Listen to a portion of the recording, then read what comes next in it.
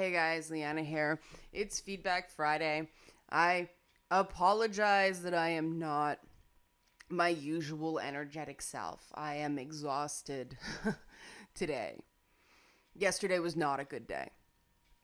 And I want to talk both about that and the most popular video for the week, which was the Airplay feedback video that you're looking at right now. And right off the bat, I want to thank the people who responded and actually took the time to thank me, and especially the people who said, I don't agree with you politically, but, I feel like you've come at this honestly, so thank you. That's all I ask. And I really appreciated that because I'm exceptionally emotionally invested in what happens next with gaming and to gamers. You guys are my people. You guys aren't some other, okay? You guys, and by guys I mean guys and gals, obviously. And those of you who identify as something else, whatever. That's your bag. But you guys and gals. I don't want to say you people because that's something different. So I'm just going to say guys and that means gals too. But you're me. You're a piece of me, like we line up for the same games together and we like the same games together. And a lot of the time we like the same games for the same reasons. And, we care about this stuff and we want cool stuff and we want it to continue and we want it to keep being neat and exciting and engaging and immersive. And I get it. And I think it's utterly unfair the way that gamers have been treated and gamers have been portrayed. It is the epitome of stereotyping. And the thing that makes me so upset about it is that, it's the stigma against gamers is a combination of fat shaming and ableism, isn't it? It's with a side order of misandry. And yes, misandry is not necessarily systemic, but it in individuals it can happen. Misandry is the fear and hatred of men. It's the the flip side of misogyny. And that is not fair.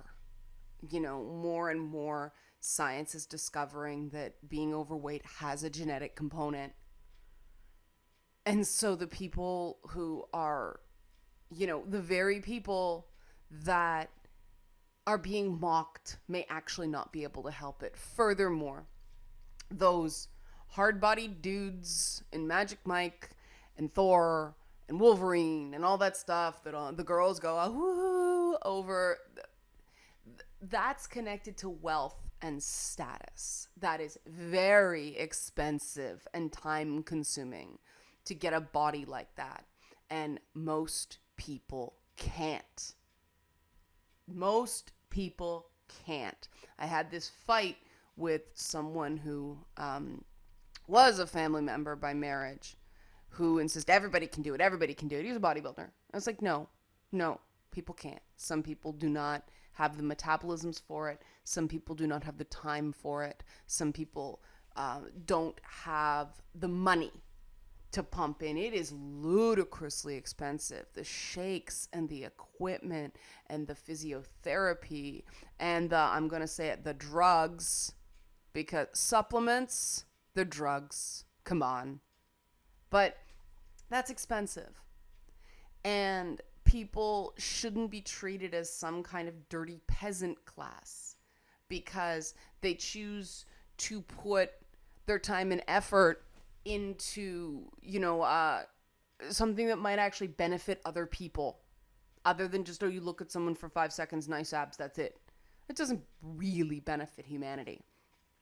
And if you look at, cultures around the world that actually do manual labor all day and walk everywhere because they don't have cars or even bikes, they walk to school a million miles a day and, live off the land and don't eat processed food, they don't look like bodybuilders.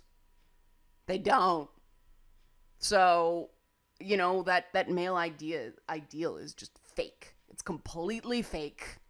And it's expensive. And that's why. It's no different than a sports car. It's no different than a designer gown. It's a stupid amount of money thrown into something that really doesn't matter. And that's all it is. So it really pisses me off when this whole misogynist neckbeard thing gets floated. Because that is targeting a specific group of people for derision, and that's wrong. You know, if you want to make fun of misogynists, fine. But don't lump a particular group of people in with a stereotype. Misogynists are not all, you know, fat white men. No, misogyny can happen in any shape, size, color, whatever. I've met female misogynists. They're just self-hating and hate all of women. There were members of my own family who will just, when in doubt, attack another woman. And, you know, I get it. I'm sure you guys can tell, like, this isn't just intellectual for me. I am pissed off. I am sick of it. And I think that, you know, more than the whole ethics angle, which, you know, there was some discussion. I mean, Airplay was obviously predominantly interested in the ethics angle. But I think the thing Airplay accomplished is it sort of put that to bed. Yes, there were issues, you know, but they also said that if an outlet makes a correction and does it properly, so it's visible, you know, then that's all somebody can really do when you make a mistake. Making a mistake is not a deliberate intent to deceive. And I think the underlying core of this whole thing is the partisan media. Let's just talk about that. It's not just about feminism. Feminism is one component of the intensely divided partisan media that is more about propaganda than facts. It's not reporting, it's propaganda. It's not trusted opinion, it's skew, it's spin, right? I mean, Al Franken went on in you know, what was that book, Bill O'Reilly's Big Fat Idiot or something like that? Oh, that's Rush Limbaugh's Big Fat Idiot. Bill O'Reilly was lies and the lying liars to tell them. But he talked about the fact that the idea that Bill O'Reilly called his show the No Spin Zone was just, you know, that's the point where the lunatics started running the asylum. And the idea that, you know, liberals and conservatives have to be mortal enemies is ridiculous. A conservative who cares about poverty alleviation and a liberal who has concerns about poverty alleviation, all that they are opposed on is methods. So it makes more sense to sort of work together and go, how can I alleviate your concerns and get my program through? That's good. Okay? That's good. When the system works, the liberal desire to take collective responsibility for the poor and destitute combines with the conservative desire to be, you know, accountable and responsible and fiscally prudent. And you get the best idea. You get the best combination of both worlds. You get a program that's going to work and not run out of money in 3 years.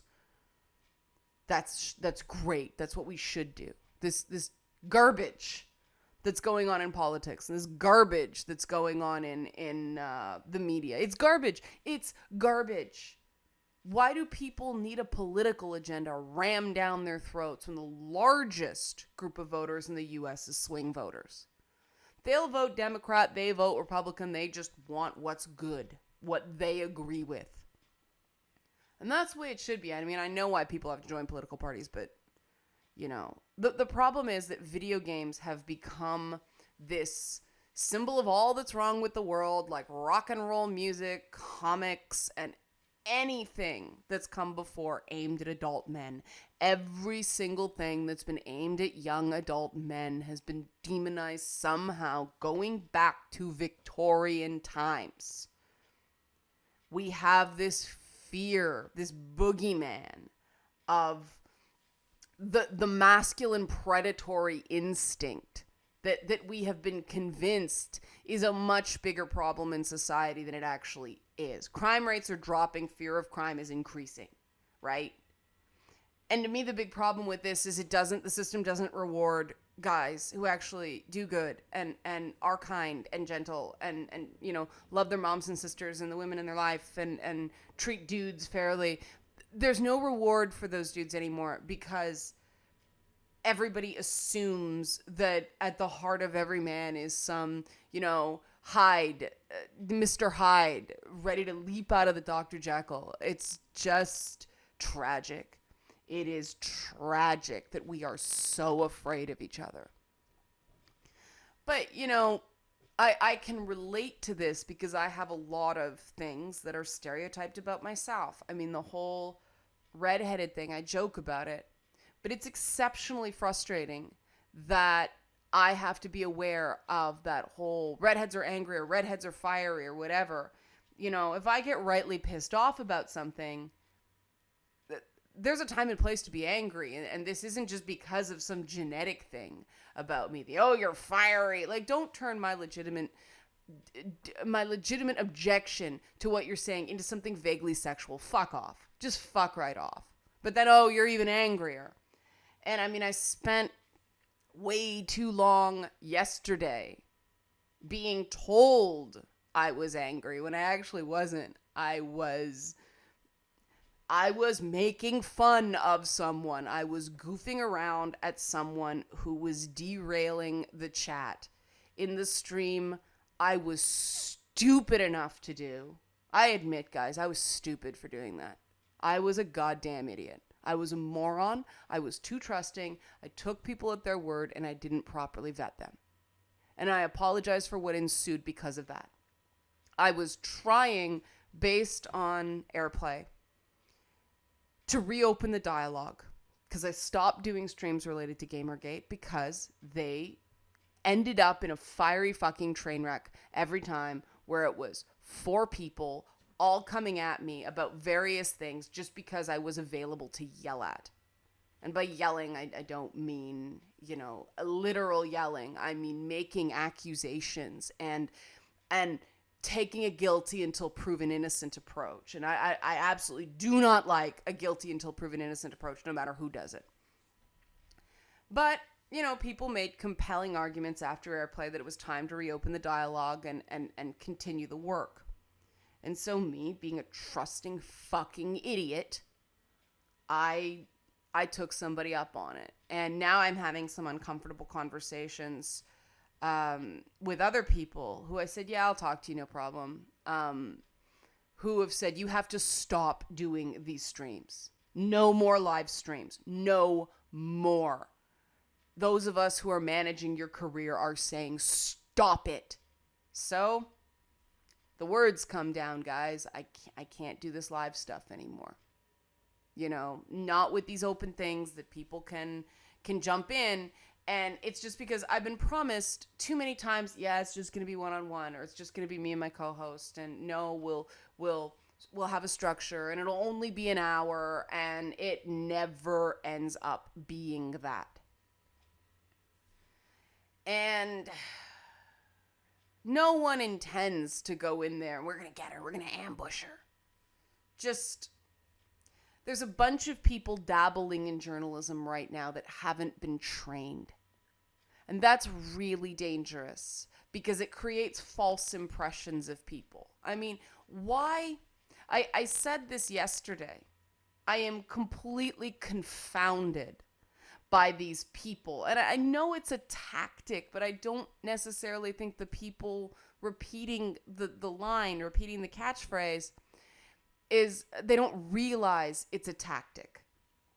Because for months now, I have had people coming at me, why did you lie about this particular men's rights group? And there were a few people in chat constantly like, why did you lie? Why did you lie? Every time we call for questions, why did you lie?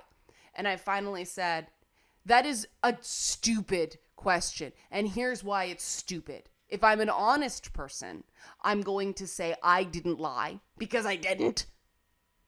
And that's the truth, but they're not going to accept it because they've presupposed I lied. They have made up their mind that I have lied. So they have made up their mind that I am a liar. So why the fuck would you expect the truth from a liar? Interrogators on the internet. If you think I'm a liar, all I'm going to do is lie to you. Go away and listen to someone else who you think is truthful.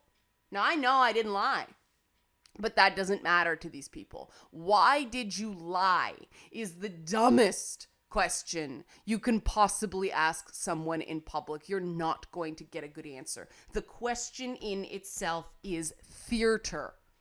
And these are the things we need to start educating people on. Because it throws everything. Then the chat starts fighting with them. And I'm sitting here reading people fight with each other, instead of getting questions. I was sitting there going, are there any more questions? Are there any more questions from the chat? We'll go back to Kotaku in action, but you guys are here. You're watching. I'll take your questions as well. And they're fighting. They're fighting with each other. It was a waste of time, and it really pissed me off because there were people there who legitimately wanted to know. There were people there to bash me too. And then one person later said, I said you were, I forget, it was not flattering. Ranting on tangents was the thing that this person said. And I mentioned it. That is me acknowledging the people who are sitting there, because I treat these streams as an interactive medium with the chats. What's the point in the chat being there in a relatively small thing where, only 100 people are watching and only 10 people are communicating? What's the point of that being there if I don't engage them too? They're part of it as far as I'm concerned. You guys are part of it. This is a dialogue. I'm not here to just hear myself talk. I'm here to learn as well, right? And so this person afterwards said, sorry I said you ranted on tangents. I meant it, but now I feel bad. And I responded to them and said, if that's your opinion, don't feel bad. Oh God, I said that. If you ask some people, I have the thinnest skin and the worst emotional control of anybody in gaming. Like, it's ridiculous, the opinions some people have of me. And what some people don't realize is that when you do this stuff, you talk about things you're going to get legitimately excited about, but you also exaggerate, not the facts, but exaggerate sort of your response to the effects for effect. Because I greatly recognize that people do not have to listen to me talk for 20 to 40 minutes a day. You do, for some reason. And I appreciate that, and I do my best to make it entertaining. And that is not someone being unhinged. That is someone just trying to make it entertaining for their listeners. And it's funny to me that we are still so illiterate when it comes to the media, that people don't still understand the way things are. And so the reason I am so exhausted today is it was very upsetting for me to see a good conversation, a good dialogue. People were getting their questions answered, right? And they were questions I actually wanted to know. People were getting their questions answered. And 3 or 4 jackasses came by and derailed it because of their own stupid personal beefs based on nothing, based on conspiracy. And sorry, I know they get offended when I say it's conspiracy, but when you are floating theories based on no actual evidence, you are reading between the lines and insisting that something could be the case, that is a conspiracy. Okay? Like, it is. It's, let's Google conspiracy theory. Let's look at this, because there's too many of these things going around. Conspiracy theory. We're going to use Wikipedia because we're going to use that because it's quick. I know. A conspiracy theory is an explanatory hypothesis that accuses two or more persons, a group, or an organization of having caused or covered up, through secret planning and deliberate action, an event or situation which is typically taken to be illegal or harmful. And that is what these twits that keep coming after me keep doing. They keep insisting that I somehow have a lot more power in gaming than I do, and I conspire to shield myself from criticism, from fair criticism, by I don't actually know what. It has something to do with the Ralph retort and a double standard within Gamergate. Blah, blah, blah, blah, blah, blah, blah. There's no proof.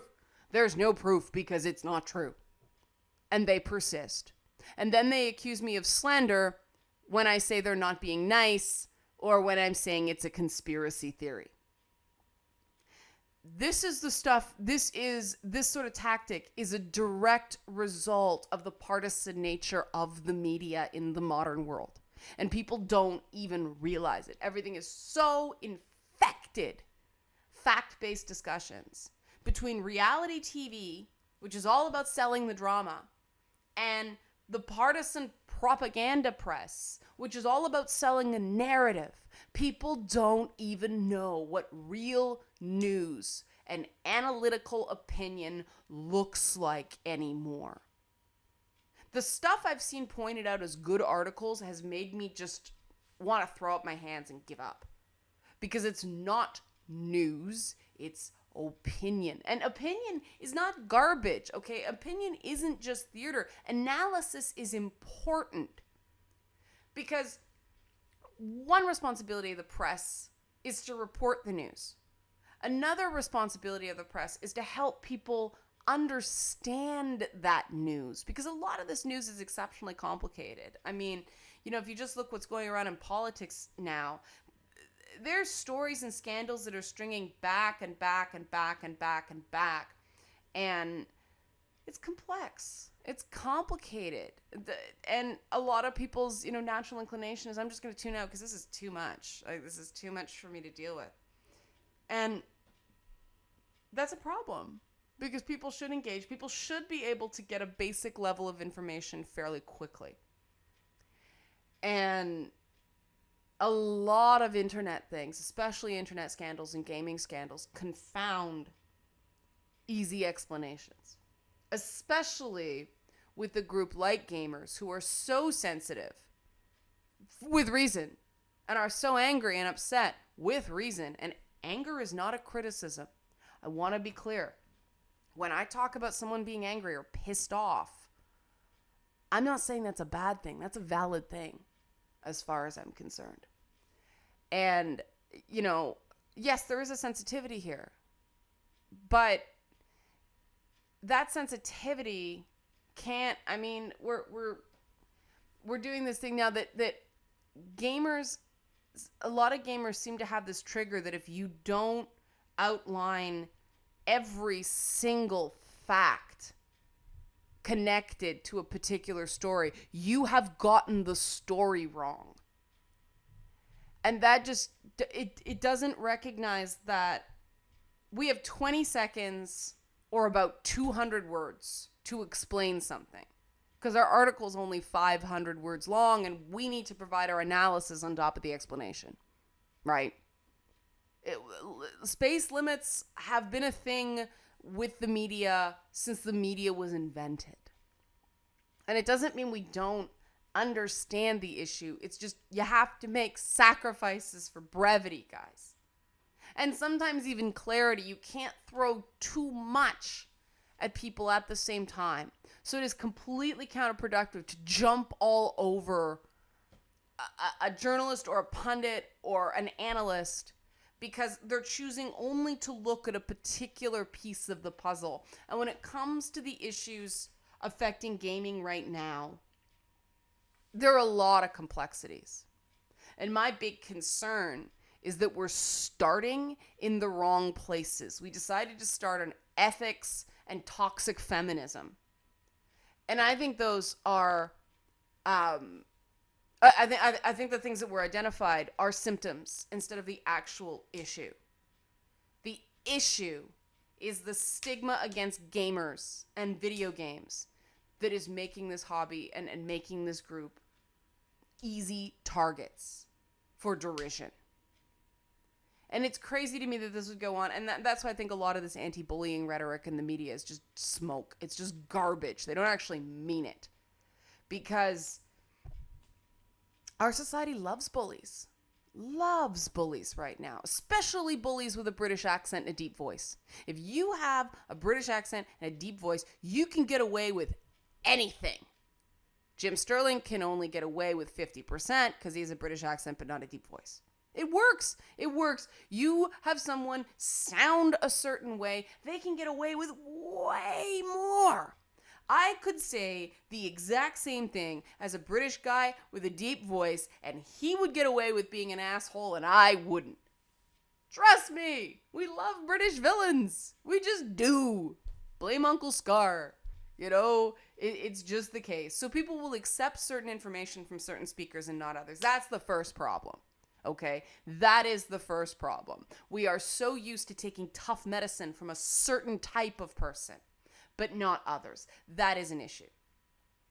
But the other issue is we need to stop this misogynist neckbeard rhetoric. We need to stop it. We need to take it out of our vocabulary. I think that is the first point. Because when someone feels like they're being blamed for things that they can't control, they're not going to listen to the nuances of your argument.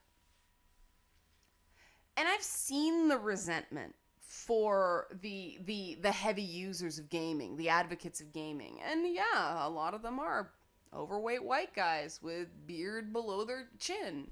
So the fuck what? Their money's as good as anybody else's. And I remember I was at an event down at E3 when I was still doing stuff on G4, and a person who shall not be named, who worked for the station, they rope off the area, right? And we were gonna go do a segment, and the spectators started lining up around the rope line, and they were the people that you expect. They all kind of look like the kid from Up, the movie Up. The kid, he's sort of round, they drew him with a pointy head, but it's kind of like that. Or they looked a bit like Bobby Hill from King of the Hill. And the person I was talking to goes, "Oh, look, nerds." And without thinking, I'm like, that's my people. Hi, guys, isn't it cool? We're here. We're at E3. Woo! And then I realized I answered wrong. So it is there. There are classes forming. There are strata forming in gaming. And unfortunately, they're replicating precisely the structures that people use games to escape. And that's why people are so angry. And that's why I'm like, I get it, guys. I get it. I get why you're upset. I get why you're angry. And I'm desperately trying to stop it. But I need your help to stop the conversation from becoming derailed by people with agendas. And they don't even realize they have an agenda. They're so emotionally caught up in it. I'm not saying these people are deliberately Machiavellian, or anything like that. They are, for whatever reason, very emotionally invested in being a disruptor. I don't know why. I don't need to know why. I just need to figure out how we collectively can sideline those people so we can have a productive, substantive discussion about how to stop these issues, because it really hit home for me today. It really hit home at this great Xbox event I was at, where there's this guy. He's a pro gamer. And he's a big dude. Like, he's a big dude. He's since the last time I saw him, and now, or maybe he was just always sitting when I saw him before playing games because he's a pro gamer. But this was the first time I saw him out actually in a wheelchair. I didn't know. But I realize in the paradigm of gaming, I don't look at him and go, oh, there's a morbidly obese man. I look at him and go, there's this really good pro gamer. And I just sort of said to him, hey, good to see you again. Can I play Just Cause 3 before you? Because you'll kick my ass. and that's all it was. And that's the thing about gaming. It's like, yes, he's good at games. And that's the only thing that matters. And I think he was there with his wife or girlfriend or something like that. So good for him. I was like, yeah, buddy. Maybe I was wrong. Maybe that was a wrong assumption. But nobody cared that he was overweight. Nobody cared that he wasn't the societal ideal. He's just really good at games. And that's what mattered. And that's what should matter. And that's where I get real pissed. And I see the point. Because it doesn't do any good beating up on someone whose money is as good as the next person's. You know? And I think it ties into this idea that we can somehow shame people into losing weight. And that's absolutely the exact opposite of what we have found happen. Because you know what? Losing weight is miserable. Trust me, as someone who fights my weight all the time, it's miserable to have to diet. And when you're in a bad place, when you're feeling like, no one cares about you and everyone hates you, you're not going to lose weight. You're going to eat, or you're going to, drink more than you should, which has been my problem lately. Let me tell you. And it's just because things have been so shitty. And I admit it. It's like, instead of the end of the drink at the end of the week to sort of unwind, it's the drink at the end of the day or the drink at the end of the hour. And, it's like, wow, must be what the people that are so angry right now feel all the time. This is a rough patch for me. This is someone else's lives. Why? Because every day there's someone making fun of them, or there's someone treating them like they're gross, or there's someone treating them like they're subhuman. And so they go home and they play a video game and they probably have a beer or 6 and they feel better. And that is the first step. It doesn't mean it's all feels and give people false achievement and the whole thing. No, people have to build self-esteem, but trust me, it's not like these people are never encountering rejection. They encounter rejection all the time. And it's not fair. It's not fair. All that should matter in gaming is that you're good at games or you love games, right? That's all that should matter. But that's not all that does matter. And I think that's our starting point, right? We need to take the anger off. We need to take the pressure off. We need to recognize that the understandable upheavals, the things going on in the greater world, which are completely understandable, the protests in Ferguson and the whole Black Lives Matter campaign and all that stuff, we have to recognize that those are exceptionally important. They are. But gaming is a different space. It's not the real world. It's a displaced community. And displaced, different than marginalized. Displaced means slightly left of reality or slightly right of reality. That wasn't a political thing. It was just, it's moved. And so that sort of fighting the good fight spreads like wildfire in gaming because people are using games to escape. And we have to acknowledge that escapist element, positive escapist element in gaming, and have these discussions about important things like, inclusion of women and, that blanket thing that I can't stand, which the phrase is people of color.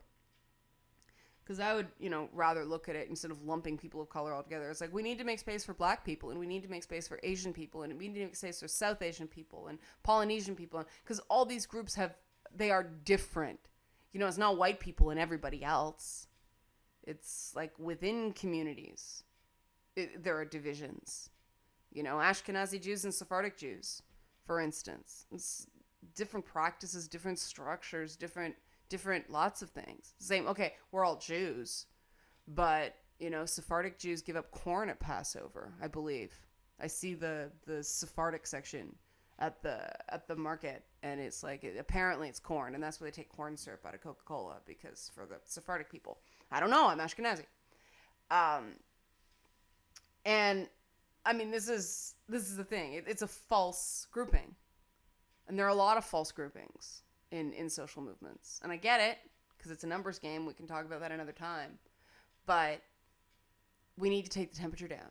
And we need to recognize that our greatest consumers, our biggest advocates, the people that will pay full price for a game and buy all the DLC and buy the toy that comes with it and buy the t-shirt and the backpack and all this stuff, are precisely the ones that are being beat up. And that's not fair. That's not fair, and it's not right. And we need to do that. We need to start showing some goddamn respect for the people that fund this industry at the end of the day. And that's where I think we need to start. That's where I think the conversation needs to go. Let me know if you agree.